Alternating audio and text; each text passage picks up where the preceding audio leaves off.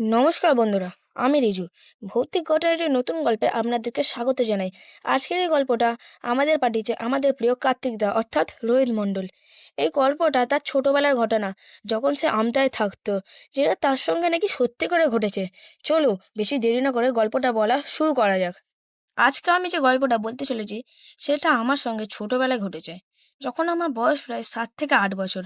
ছোটবেলায় আমি সকাল বিকাল রাত্রে শুধু ঘুরে বেড়াতাম। কোনো কিছু চিন্তা ছিল না, ভাবনা ছিল না। শীতকালে আমাদের ওখানে বেশ জাঁকিয়ে শীত পড়তো। শীতকালে রাস্তায় একটাও লোক দেখা যেত না, এমনকি একটা প্রাণীও না। সেই সময় আমার জীবনে একটা বড় নিরাশার কারণ হয়ে ওঠে আমার বড় মার মৃত্যু।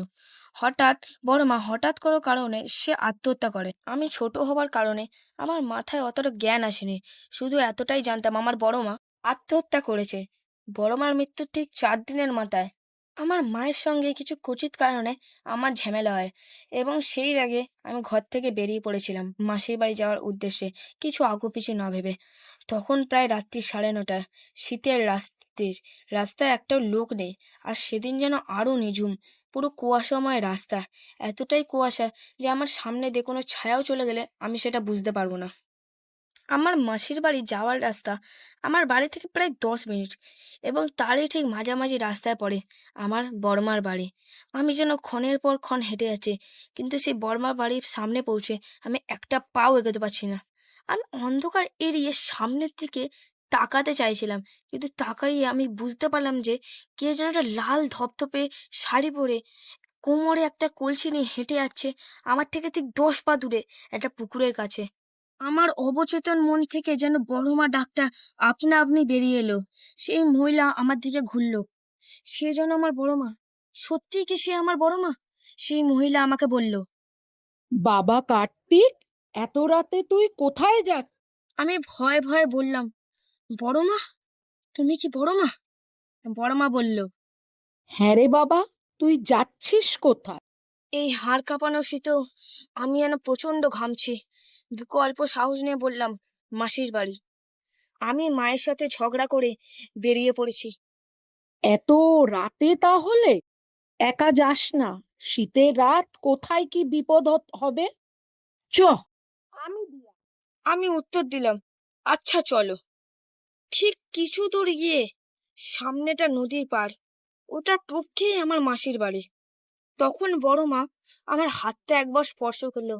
হাতটা যেন হিম শীতল।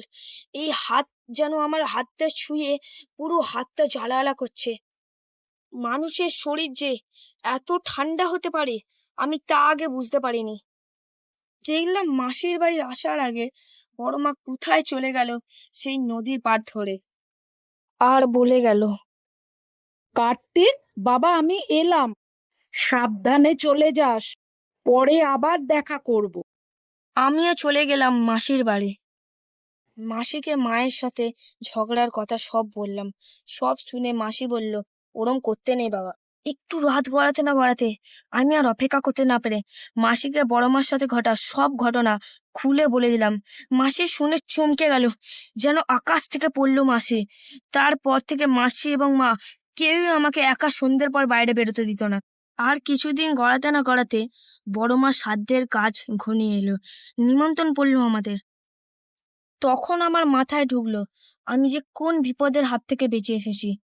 তারপর থেকে আমার মাথায় এখনো চলে সেই আধার রাতের একজন মৃত মানুষ, যে কিনা আমার সম্পর্কে বড় মা, এবং সে আমার সঙ্গে অতটা পথ আমাকে ছাড়তে এসেছিল।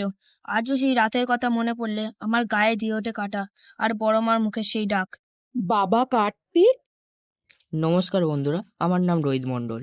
আজকে এই গল্পটা আপনাদের কাছে পাঠিয়ে আমার খুবই ভালো লাগছে, এবং আমার সাথে ঘটে যাওয়া এই ঘটনাটি রিজু নিজের কণ্ঠে ফুটিয়ে তুলেছে। আমি চাইবো যাতে এই ভৌতিক ঘটনা চ্যানেলটি আরও গ্রো করুক। তোমাদের জন্য আমার শুভেচ্ছা বার্তা রইল। ধন্যবাদ দর্শক।